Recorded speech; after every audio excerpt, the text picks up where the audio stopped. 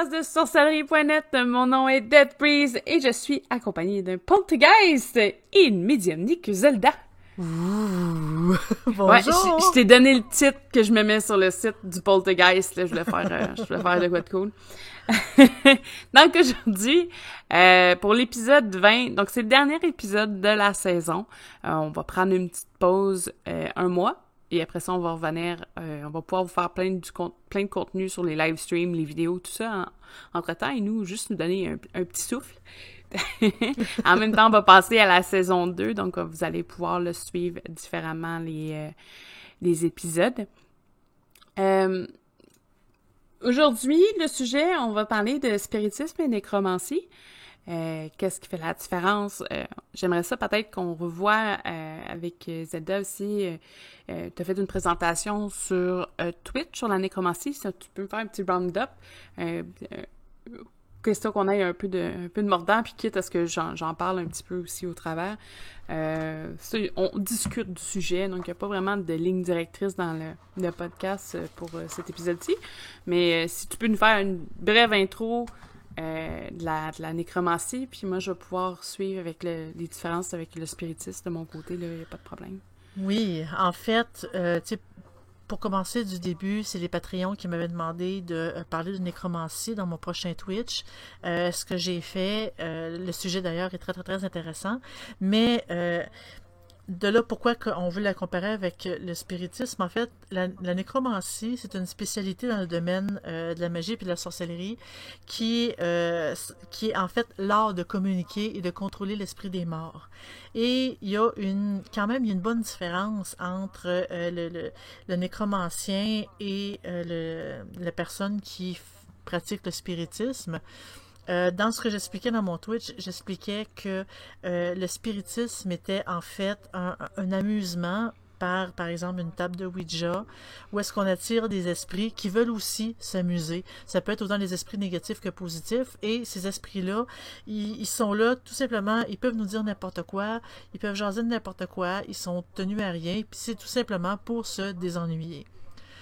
Au contraire de la nécromancie, où est-ce que la relation entre le nécromancien puis l'esprit est plus sérieuse, c'est une vraie relation d'amitié, où est-ce que le nécromancien développe une relation avec l'esprit qui lui donne de l'information en retour, qui lui donne, parce que nécromancie veut dire, tu sais, comme nécro veut dire mort, mancie veut dire divination, la divination par les morts.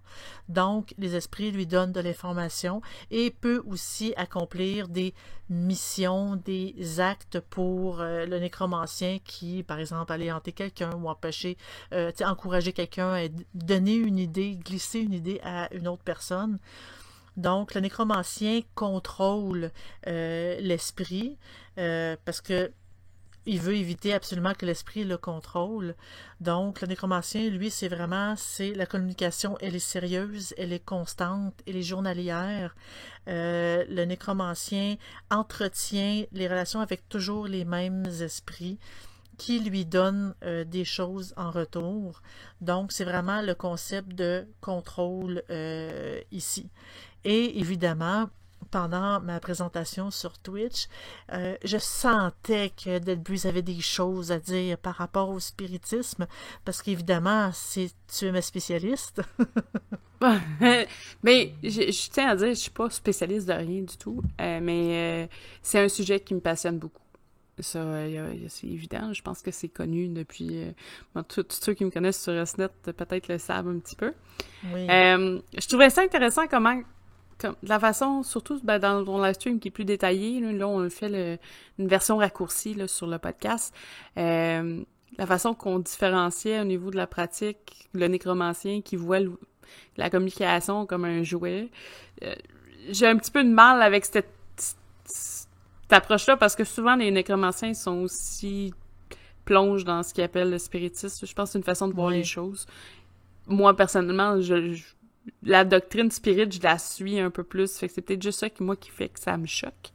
Je sais que je parlais beaucoup là, sur le site, sur la communauté nécromancie à l'époque, mais parler beaucoup, c'était vraiment un sujet mort. Oh oh! Oh. Jeu de mots. Mais c'est ça, de la façon que je peux comprendre quelqu'un qui est peut-être pas lié avec la doctrine spirit, qui voit ça un peu plus comme une communication entre guillemets banale. Personnellement, moi, je vois le spiritisme comme une communication qui est passive. Donc, on demande pas des actions, on demande seulement une communication. Et la nécromancie, c'est le côté actif. Donc, la demande de l'entraide, la relation, si elle est tactile ou active, on demande des petites actions mineures, comme on disait dans le live pour peut-être demander, valider la force, valider comment la réaction de l'entité ou de l'ancêtre qui nous répond. Ça peut être quelque chose qui peut être intéressant au niveau du actif. Je pense qu'il y a des façons de fonctionner différemment. Tu sais, le spiritisme, c'est quand même une doctrine aussi qui va dans plusieurs religions. Tu sais, il y a des trucs qui vont être très différents, mais il y a des trucs qui sont très rapprochés. Un nécromancien va croire, en tout cas généralement, va croire à la réincarnation. On en avait parlé dans un autre podcast, comme quoi souvent on se tenait avec les mêmes esprits, les mêmes âmes. Oui. Au fil des réincarnations. Je pense que le nécromancien aussi, c'est de discuter, entreprendre une relation avec ces esprits-là qui ne sont pas nécessairement tous réincarnés ou en mode de réincarnation. Puis ça, c'est ce que je trouve aussi intéressant. Je pense qu'on a beaucoup à apprendre de nos ancêtres et ça nous permet de le faire. Après, je pense que tous les actes qui de, je sais pas moi, aller hanter quelqu'un, c'est peut-être un petit peu plus très actif comme façon de penser, là, mais moi, c'est pas vraiment ça que je recherche au niveau de la nécromancie, donc c'est pas vraiment ma tasse de thé à ce niveau-là, mais je trouve ça beau, la relation. Oui, mais elle est là la différence, parce que le spiritisme, tu t'en sers justement pour communiquer, mais ça reste justement très léger. Oui. Quand tu rentres dans la nécromancie, là, rendu là, il faut maintenir les relations. C'est vraiment rendu des relations, parce que c'est pas avec un esprit quelconque qu'on discute. C'est avec, tu sais, je veux dire, en spiritisme, c'est avec n'importe quel esprit qu'on peut discuter, tandis qu'en nécromancie, c'est un esprit spécifique où, tu sais, en fait, les esprits ne changent jamais, à moins que toi, tu décides que ça change. Parce qu'il y a comme une collaboration entre l'un et l'autre, là. En tant que tel, en spiritisme, tu peux ne communiquer qu'avec une seule entité précise. C'est pas... je vais te donner un exemple général. Allan Kardec faisait ça pour écrire son livre. Il a communiqué avec la même entité pour l'ensemble de ses dogmes et tout, là. Le livre des esprits et le livre des médiums, c'est le même esprit qui répond. Pourtant, il se déclarait pas nécromancien, là. Je pense que c'est peut-être la façon qu'on interprète le mouvement au niveau de la communication. Je pense qu'un nécromancien fait un acte de spiritisme, mais le spirit ne fait pas d'acte de nécromancie. Non, en effet. Parce que le nécromancien, lui, en fait, c'est comme un échange de services qu'il a avec l'esprit. L'esprit lui fournit de l'information ou lui fournit des travaux. Tu sais, comme il fait des choses pour le nécromancien, puis en échange, le nécromancien, tu sais, il s'engage envers l'esprit à le divertir, à lui parler, à lui donner de la nourriture, pour, tu sais, comme que l'esprit acquiert de l'énergie, pour le guider et tout. Il y a comme vraiment une relation d'amitié très, très, très, très proche entre les deux, mais les deux ont des bénéfices. C'est pas juste pour l'amusement de discuter. Il y a vraiment, c'est plus profond, c'est plus lié à, justement, du travail, à des... on me dit qu'un pacte, non, parce que on associe beaucoup la nécromancie avec les démons et au pacte avec le diable, mais ça n'a absolument rien à voir. C'est vraiment juste un engagement personnel pour discuter avec les morts, pour pouvoir autant les aider eux que eux nous aident nous. En nécromancie, c'est comme ça que ça fonctionne. Puis je vois qu'on demande s'il y a une faute de signature auprès des entités. Oui et non. En tant que tel, si tu te fies beaucoup à tes instincts, tu peux reconnaître certains esprits de la façon... Je donne, par exemple, dans des séances de groupe, j'en avais tout le temps un qui revenait, c'était tout le temps le même, qui était... il restait pas très longtemps, mais c'était tout le temps négatif, là. Mais c'était... il essayait de faire un spectacle, on dirait, là. On le reconnaissait tout le temps. On était, t'es-tu le même que la dernière fois? Oui, ok, c'est correct. T'sais, on passe à autre chose. Oui, C'est la même chose, d'après moi. Oui, c'est que tu le sens. Il y en a qui vont, même de la façon que la communication se fait, l'écriture, ou que ce soit Ouija, des fois, c'est de la façon que le parler va se faire. Des fois, c'est au niveau sensoriel, tu vas le savoir que c'est la même personne. Ça se détecte. Après, tu as l'envers de la médaille. Est-ce que c'est parce que tu sais que cette personne-là a une certaine signature énergétique que tu vas pas te faire berner par ça? Peut-être. Donc, c'est important de toujours garder ce petit pas-là en arrière, ce petit doute-là avec soi. Je sais que c'est quelque chose qui est difficile parce que d'un côté, il faut dire, faut que tu crois à ça, mais de l'autre côté, on te dit, ben, il faut que tu doutes de ce que c'est. Mais il y a une espèce de mélange entre les deux qui se fait bien. Et je pense que c'est important, que ce soit au niveau du nécromancien ou du spirit. Je pense que c'est la même histoire. Oui. Il y en a qui ont leurs petites entités, qui les suivent, que c'est leurs entités en tant que telles, on peut dire ça comme ça, là, ils font partie de leur vie. Ça peut être la famille aussi, là. Des membres de la famille qui sont décédés puis qui restent. Et pour un nécromancien, c'est des informations qui sont importantes. Puis est-ce qu'on peut se faire berner? Probablement. Probablement.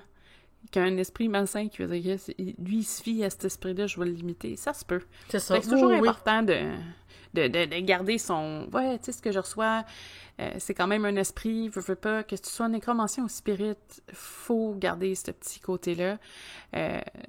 Parce que si vous mettez à croire tout ce que vous allez voir, tout ce que vous allez entendre, vivre, sentir, 400% sans même réfléchir, c'est là que ça peut devenir dangereux, puis que qu'un esprit mauvais peut s'infiltrer ou faire faire la vie dure. Ben ouais, la vie dure, exactement. Là, tourner les choses un peu au vinaigre. Là, fait que c'est ça qui est important à ce niveau-là. Là.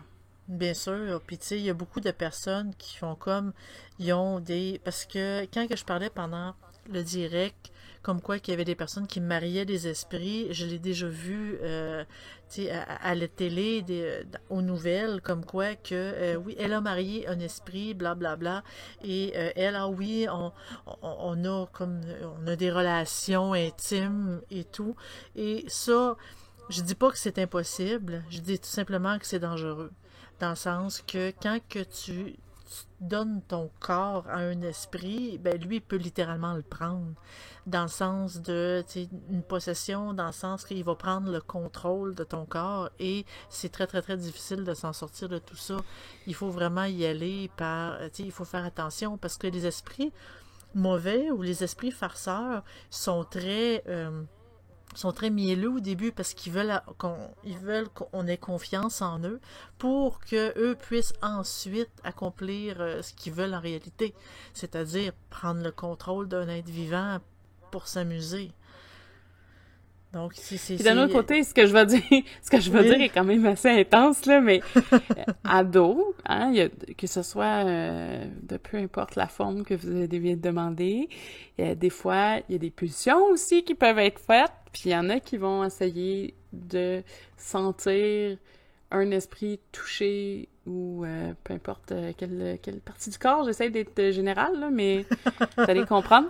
Mais on comprend. Mais il y a aussi une part dans la tête, hein. Tu sais, les nerfs, tout ça, ça part quand même de la même place, là. Fait que c'est sûr que, tu sais, là, tu dis, oh, j'ai senti une main. Est-ce que c'est vraiment une main ou c'est parce que tu voulais tellement la sentir, la main, que tu l'as sentie? Tu sais, il y a ça aussi qu'il faut faire attention. Ça peut aller très loin, là. Un effet psychosomatique, là. Parce que tellement on le sent. Il faudrait que je retrouve, parce que j'ai beaucoup trop de livres, là, mais il y en avait un que j'avais en PDF qui était une recherche sur les phénomènes spirit, puis c'était une femme qui disait qu'elle se faisait violer par un esprit à tous les temps de temps, puis il l'avait mis dans une cage de vitre, puis il voyait se faire violer, mais il comprenait pas. T'sais, elle avait des marques, puis tout ça, mais c'est un cas sur... puis c'est dans un livre, c'est ça que... Il faudrait que je le retrouve en détail. Là. C'était peut-être pas aussi intense que ça, mais ça m'avait marqué que quelqu'un voyait des marques. Tu sais, ça peut mal virer, là. Il y a plein de gens qui font, ben, tu sais, on en parle, puis on dirait que c'est super simple, là, mais la nécromancie, ça se fait pas en... Non. En fait, c'est une pratique qui est très, très, très dangereuse. C'est vraiment, comme j'expliquais, c'est une spécialité dans le domaine, c'est-à-dire que la personne qui pratique la nécromancie est de base un sorcier accompli ou une sorcière accomplie. Ensuite, qui décide de se spécialiser dans le domaine de la nécromancie. Mais il faut déjà qu'il y ait des connaissances, il faut déjà qu'il y ait de la pratique. L'exemple que je donnais, c'est comme un médecin qui décide de se spécialiser en chirurgie. Ben, avant tout, il est un médecin accompli et ensuite, il va se spécialiser dans un domaine pour être vraiment, pour travailler dans un domaine vraiment très précis, mais c'est un sorcier à la base, c'est un médecin à la base, si je peux me permettre de dire ça de même. Donc, c'est une pratique qui est très dangereuse parce que les esprits qu'on essaie de contacter, qu'on essaie tu sais, qu'on discute régulièrement, il y en a beaucoup qui essaient de prendre le contrôle de nous, qui veulent littéralement nous posséder. Et il y a seul le nécromancien, lui, il sait justement quoi faire pour éviter ça. Il sait quoi faire si ça l'arrive pour se défendre. Tandis qu'un un débutant ne le sait pas du tout. Et c'est là qui est dangereux. Je dis pas que le spiritisme n'est pas dangereux, mais je dirais que ça l'est pas mal moins. C'est la pratique passive. Fait que déjà là, oui, effectivement, à moins que tu ailles insulter tout le monde, hein, mais elle est pas mal plus douce que la nécromancie à ce niveau-là. T'appelles un démon puis tu le traites de niaiseux. Ouais, c'est quasiment ça. Ce que tu apportes est intéressant au niveau que c'est un pratiquant accompli. Il y a beaucoup de choses aussi dans les théories de la nécromancie qui sont liées à d'autres pratiques. On en a parlé hors micro un petit peu plus tôt, la manipulation d'énergie, par exemple. Il y a le concept aussi des flux énergétiques, des énergies de vie, des énergies de mort, qu'un nécromancien manipule. Donc, manipuler, par exemple, une plante qui est vivante, prendre son énergie vitale, la transférer vers un objet qui est en train de mourir, retirer cette énergie-là, faire un transfert, c'est des choses qui se font ou qui se pratiquent en tant que telles en nécromancie, mais c'est pas quelque chose qui n'est pas faisable ailleurs dans la pratique, les maniements d'énergie. C'est pas quelque chose de nouveau, là. Il y en a de partout. Mais il faut que la personne ait des bonnes bases en maniement d'énergie pour pouvoir, après, jouer avec ces concepts plus de vie, de mort, / de nécromancie, là, dans ce cas-ci. Bien sûr, mais tu sais, je pense que dans tous les domaines de la sorcellerie et de la magie, tout ce qui est transfert d'énergie est quand même une pratique qui est essentielle, qui est vraiment de base, tant qu'à moi. Et quand que tu maîtrises ces choses-là, c'est là qu'on peut aller se spécialiser dans un domaine bien précis. Mais tant qu'à moi, c'est vraiment de base, un débutant devrait faire ça en premier lieu, pratiquer, puis par la suite, ben, si vraiment c'est rendu facile pour lui, ben là, il peut aller voir dans certaines spécialités. Parce que la nécromancie, c'est une forme de divination, oui, mais dans d'autres formes de divination, quand on est un sorcier accompli, et après, par exemple, qu'on va se spécialiser comme en tarot, ou en cristallomancie, en boule de cristal, ben c'est parce que tu comprends déjà pas mal plus de choses quand que tu es un sorcier accompli que quand tu es un débutant qui te lance directement dans la divination. Et là, on passe tout simplement de divination. Là, mais il y a d'autres domaines en magie que justement, c'est des spécialités qui demandent au moins d'avoir que la base soit maîtrisée en magie. Là. Parce qu'il y a plein de il y a plein de choses dans toutes les branches qui sont intéressantes. C'est pour ça que je suis quelqu'un qui apprécie aussi ceux qui vont fouiller dans pas mal, un peu de tout, là, les éclectiques, je crois qu'on appelle en français. Parce que le savoir sur les plantes ou les cristaux peuvent aider quelqu'un qui a un chemin autre, comme la nécromancie, à faire des actes, puis ça, d'aller peut-être un peu plus loin dans sa recherche ou dans sa demande, ou bref, le rituel qu'il veut monter lui-même. Là. Puis c'est important, ces trucs-là. J'ai un Patreon, j'ai l'English, qui mentionne de spiritiste nécro, c'est comme amateur pro. Non, pas du tout. En tant que tel, spiritiste et nécro, c'est deux choses différentes. Quelqu'un peut être très très fort en spiritisme et absolument rien en nécro. Ça dépend de ta conception aussi de ce que tu veux faire. Tu sais, c'est plus...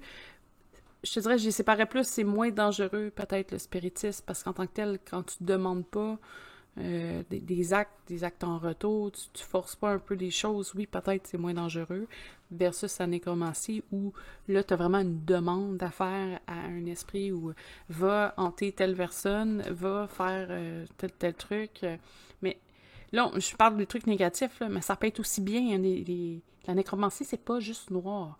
Puis ça, on n'en parle pas souvent, mais tu peux Non. envoyer un esprit aider quelqu'un ou par exemple, qu'il arrête de fumer, pour qu'il arrête de boire, pour l'encourager à guérir. Ça peut être très, très, très positif. Là. Nécromancie ne veut pas dire négatif, ne veut pas dire méchant.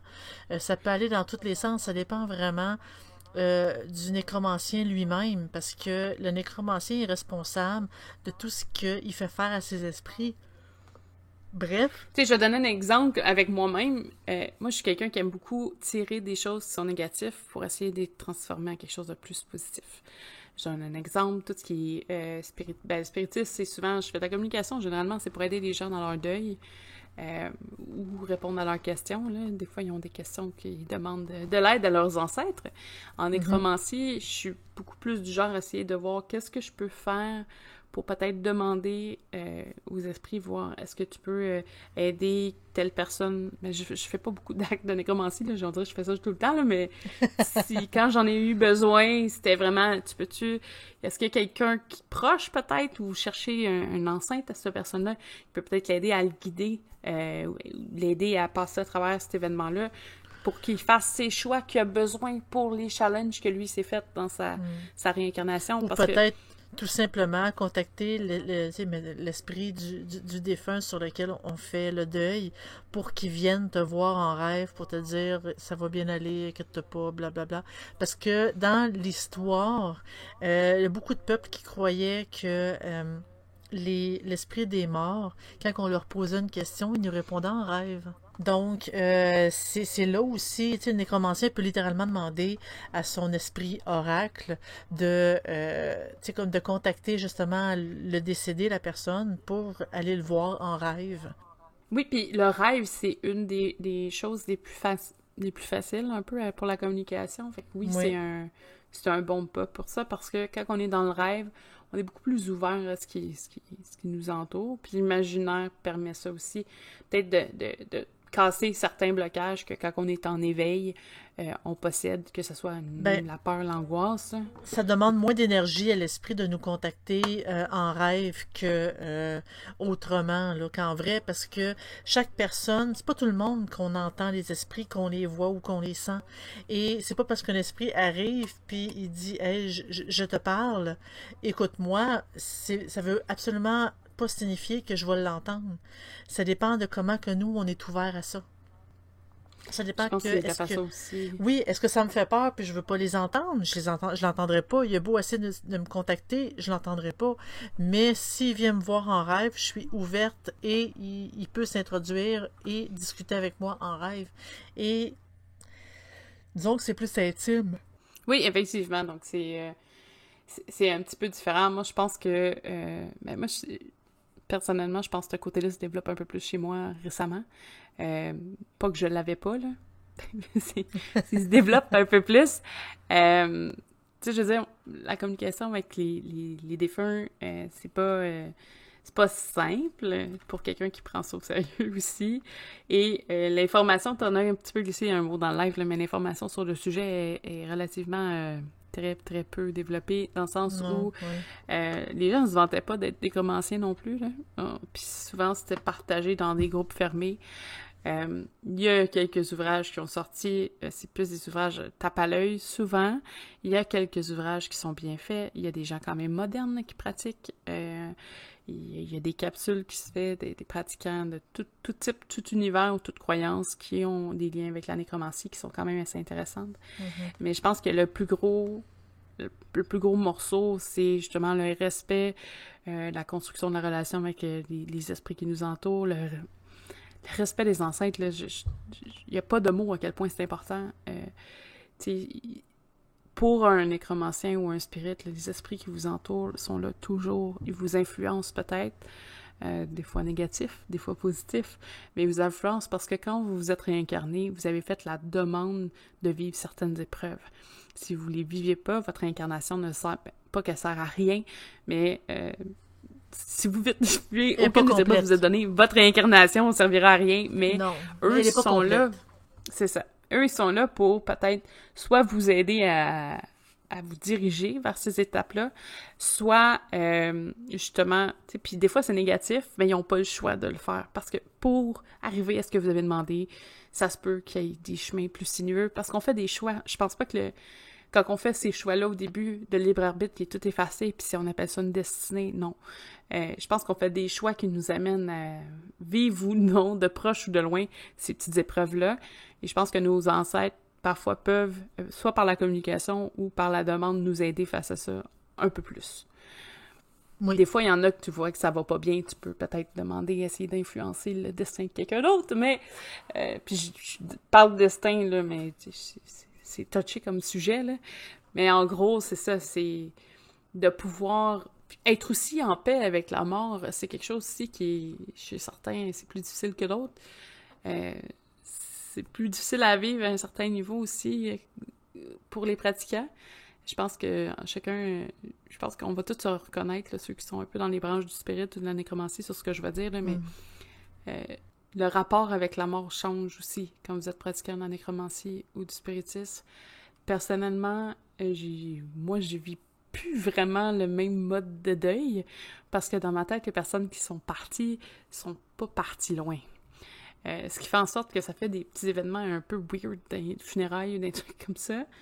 Je vis quand même la peine de la perte, tu sais, de plus revoir cette personne-là, de plus peut-être m'asseoir, discuter tranquillement, comme... Tu sais, je vais le faire pareil, là, mais de la perte physique, je vais la ressentir, peut-être la tristesse de ça, mais ça sera plus pareil, là, au niveau de la relation après. Ben non, parce qu'on sait que la personne n'est pas vraiment partie. On sait que, tu sais, oui, physiquement, mais reste que on n'a pas, tu sais, elle n'est pas partie dans le néant non plus, là.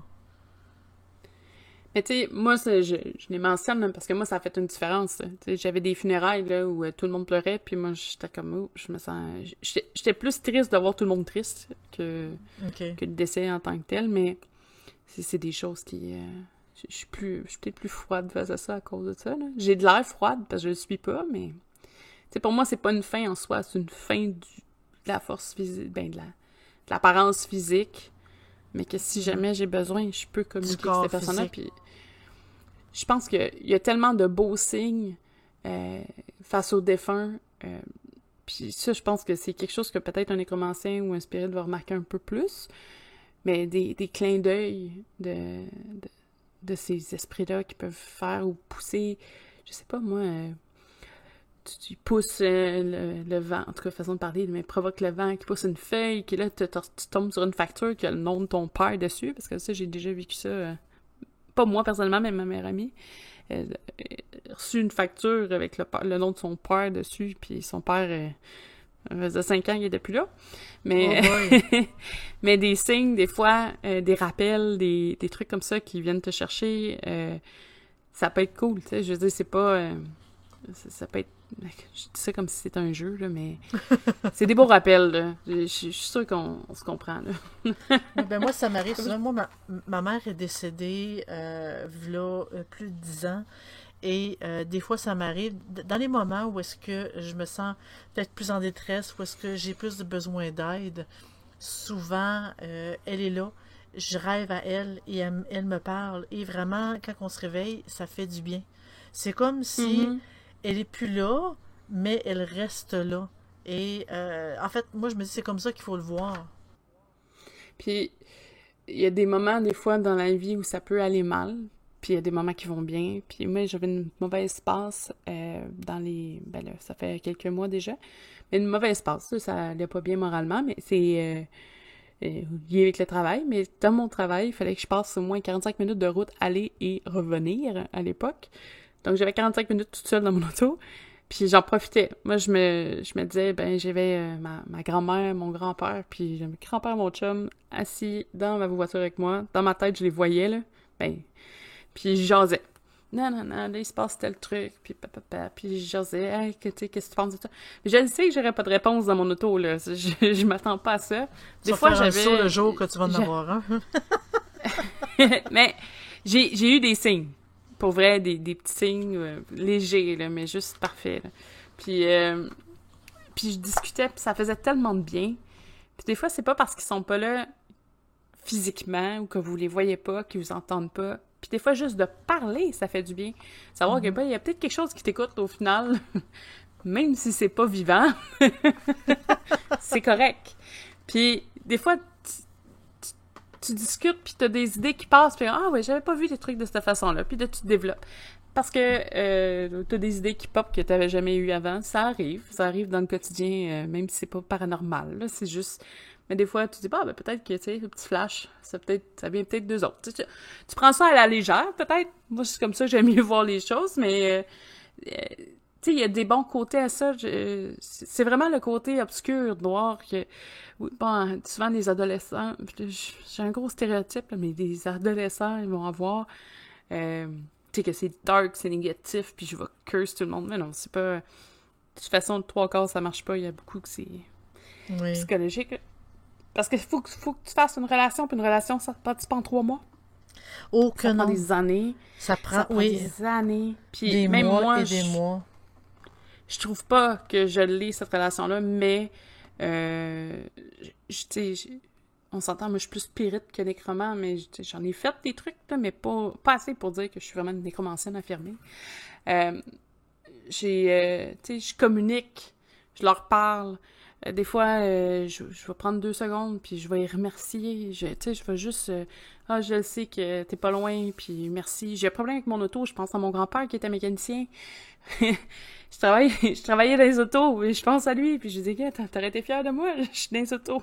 Tu sais, des fois, c'est pas nécessairement des demandes solennelles, c'est juste de discuter, puis de leur faire comprendre que même s'ils sont plus là avec nous, ils sont comme même là dans nos cœurs, tu sais... Ils sont encore en pensée, sont présents, on pense à eux. Là. Je pense que c'est ça qui est le plus important pour eux aussi. Là. Ben oui, mais dans beaucoup de cultures, toutes les ancêtres, ils restent avec la famille, ils sont toujours là, la famille continue à leur parler, continue à les nourrir, continue à leur demander conseil, et eux, justement, ils répondent dans des rêves. La nécromancie la pratique de la nécromancie, c'est particulièrement utiliser les esprits pour pouvoir... on utilise les esprits pour justement faire de la divination, pour pouvoir manipuler les autres. Ça peut même aller jusqu'à faire des illusions. C'est vraiment... La pratique de la nécromancie, c'est vraiment ça. C'est utiliser les esprits pour son propre bénéfice, mais simplement discuter avec l'esprit des morts n'est pas de la nécromancie. En fait, ça, on peut dire que tout le monde le fait, toutes les croyances le fait aussi. Peut-être ceux qui croient pas que les esprits existent, là, c'est autre chose, mais reste qu'on parle quand même avec nos morts, puis tu sais, oui, on peut leur faire des offrandes sans nécessairement que ce soit catégorisé comme de la nécromancie. Non, effectivement, mais je pense que c'est une étape quand même importante au départ. Oui. Ben, il faut commencer par là. Pour les religions. Faut commencer par là. Oui. Sinon, ça fait un peu rough. Bon, ben, je te connais pas, mais va me faire ça, s'il te plaît. Ben, c'est ça. Niveau des religions, toutes les religions ont une croyance au niveau des esprits, généralement positive, dans le sens où la plupart des religions sur Terre croient qu'il y a une présence d'esprit. La différence, c'est s'ils autorisent ou non la communication. Par exemple, les catholiques, ils vont pas dire que c'est nécessairement le démon. Ils vont souvent l'associer à ça, par contre. Là. Mais ils disent pas que t'es pas... comment je peux dire ça? Ils disent pas que ça existe pas. Ils disent que t'as pas le droit de faire la communication. Je pense que chez les musulmans, ils font un repas. De plus pour les tables, ils font un repas pour tous les ancêtres qui sont présents. Ben, la fête des morts. Il y a la fête des morts, oui. Il y a beaucoup de déesses, des divinités aussi au niveau des religions qui sont liées à la mort. Oui. Hécate. Beaucoup, beaucoup, beaucoup, beaucoup. Oui, Hécate, on en fait une. Il y avait justement celle de la fête des morts, là. J'en ai parlé l'autre fois, mais là, j'ai pas elle a un nom un petit peu plus sacré, là. Je l'ai pas. Mais bref, il y en a beaucoup. Puis ça, je trouve ça super intéressant. Et, tu sais, il y a beaucoup d'aspects au niveau psychologique aussi dans la philosophie derrière la mort, les trucs. Tu sais, ça va... oui, il y a la pratique, les commandes, pis tout ça, mais il y a beaucoup de choses aussi de réflexion. Puis je trouve que c'est un domaine super intéressant. Il y a plein de choses que tu peux faire. C'est un domaine super intéressant. Et franchement, on peut quasiment encourager le monde. Tu sais, oui, vous pouvez parler aux membres de votre famille qui sont décédés. Oui, tu sais, vous pouvez leur parler vraiment de tout puis de rien. Puis aujourd'hui, je me sens pas bien parce qu'il m'est arrivé telle chose. D'un sens, nous, ça nous fait du bien parce qu'on en parle. Et d'un autre sens, l'esprit de notre proche peut être là littéralement pour nous écouter. Et lui aussi, ça peut lui faire du bien. Il se sent pas trop seul, puis on lui parle. Et ça fait pas en sorte qu'on fait du spiritisme ni de la nécromancie. C'est tout simplement, on discute avec l'esprit et il est là, on leur demande absolument rien, on lui demande pas de répondre non plus, quoique, après un certain temps, selon le document que j'ai lu, après quelques semaines, des fois les esprits répondent, mais il faut être réceptif au message vocal, par exemple.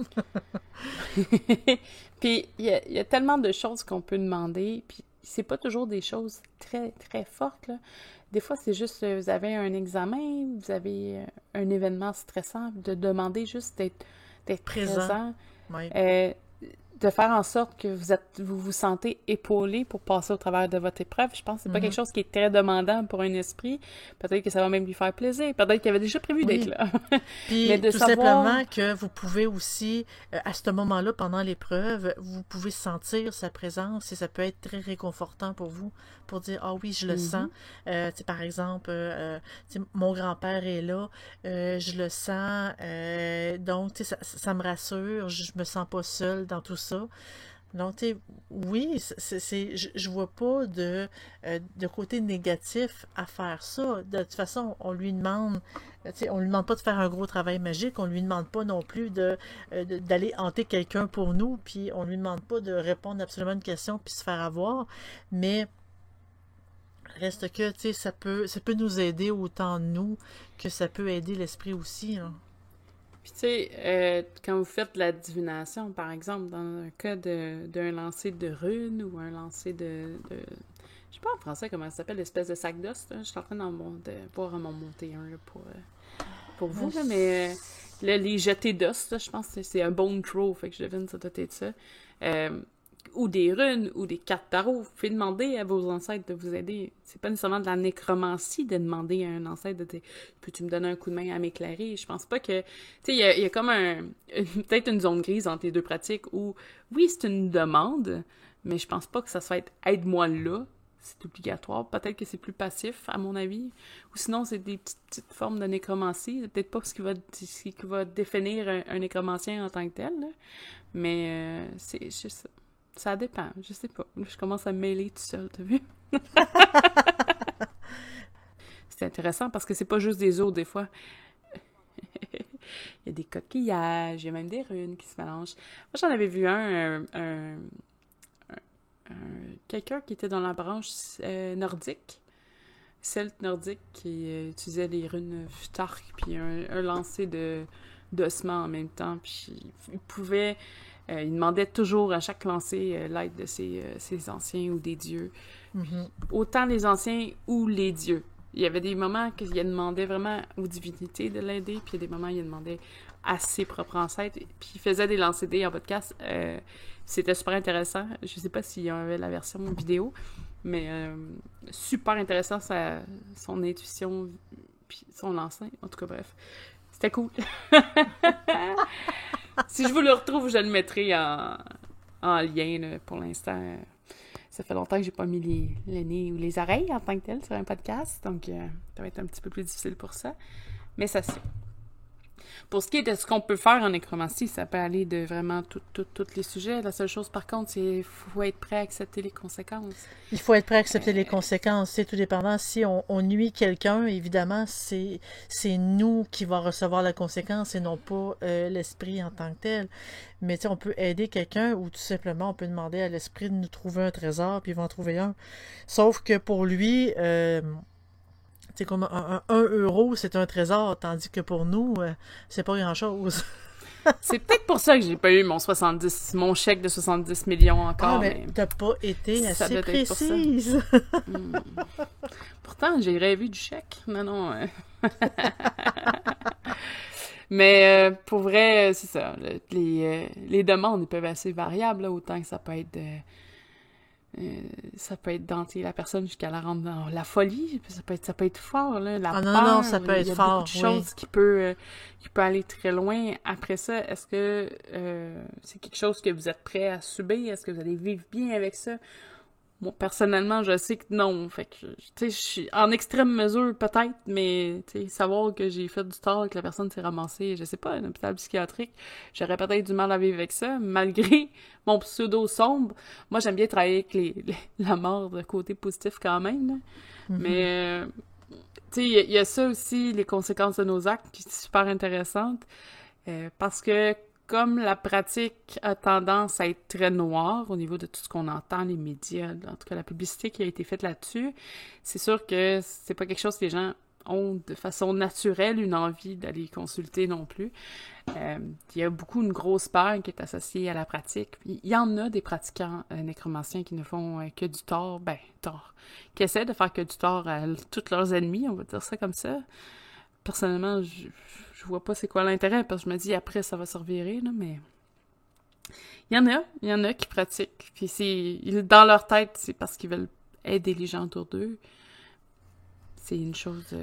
il y en a qui c'est variable d'une personne à l'autre, là. Il y en a qui se sentent proches de la mort, il y en a qui ils se sentent plus à l'aise avec des esprits qu'avec les vivants, donc c'est normal que c'est un type de pratique qui se rapprochent plus d'eux, qui sont plus intéressants pour eux parce que ça les apporte quelque chose que les vivants ne peuvent pas leur apporter.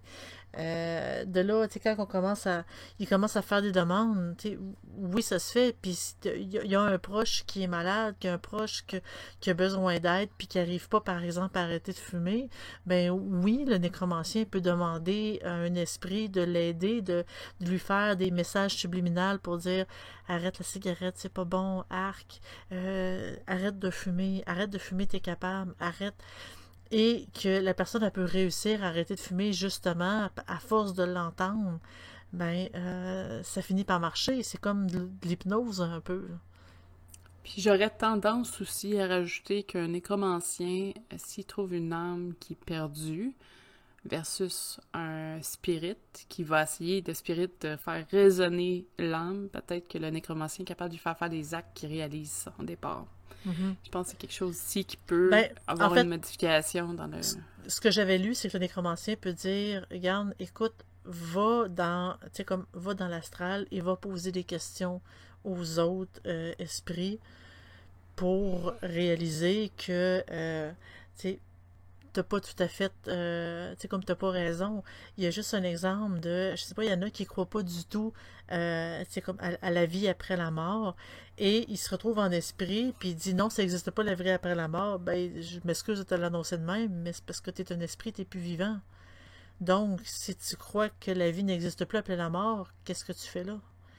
Et, il y aurait eu des cas, en tout cas, écrit, l'auteur mentionnait que l'esprit a comme parti pendant plusieurs semaines et finalement est revenu pour dire t'as raison. Mm-hmm. C'est vrai, je suis là, et il y a des esprits perdus littéralement parce que eux ne croient pas. Bref, la pratique est super le fun. Dangereuse si vous savez pas ce que vous faites. Et faire attention parce que la recherche n'est pas évidente. C'est pourquoi c'est super important de passer sur sorcellerie.net et de poser vos questions, parce que peut-être que vous avez 2-3 nécromanciens qui vont vous faire le plaisir de répondre.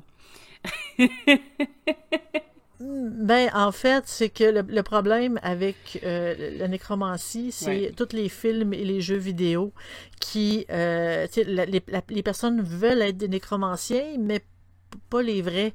Ils veulent plus être des nécromanciens comme dans les films et comme dans les jeux vidéo, qui est en réalité pas la vraie pratique parce que c'est une manipulation de l'Église catholique pour démoniser tout ce type de pratique-là là, de sorcellerie. Mais je vous recommande, franchement, bientôt il va avoir, je vais terminer la fiche sur la nécromancie sur sorcellerie.net. Elle va être disponible pendant un mois pour les Patreons seulement, mais après elle va être disponible pour tous sur le site. Si vous voulez vous informer ou poser vos questions, venez nous voir sur sorcellerie.net on va être là pour répondre à vos questions. Là. Moi, ayant fait une grosse recherche sur le sujet, je vais pouvoir vous répondre. Et pour ceux qui aiment les items reliés à la nécromancie, je crois que j'ai une fiche sur la main de gloire sur le site. Je ne suis pas certaine, faudrait que je vérifie si je l'ai transféré ou pas, mais je l'ai dans mes dossiers. J'avais tout conservé ce que j'avais fait comme fiche de nécromancie spiritiste, fait que si jamais il y a des choses qui vous intéressent, je pourrais mettre la main dessus. J'avais fait des parallèles là, sur certains items classiques, comme une main de gloire qui est très jolie à regarder, mais c'est pas mal tout ce que vous pouvez faire avec, parce que vous ne trouverez pas des mains facilement aujourd'hui. C'était super intéressant, la réflexion, mais ça, c'est vraiment des pratiques plus dark.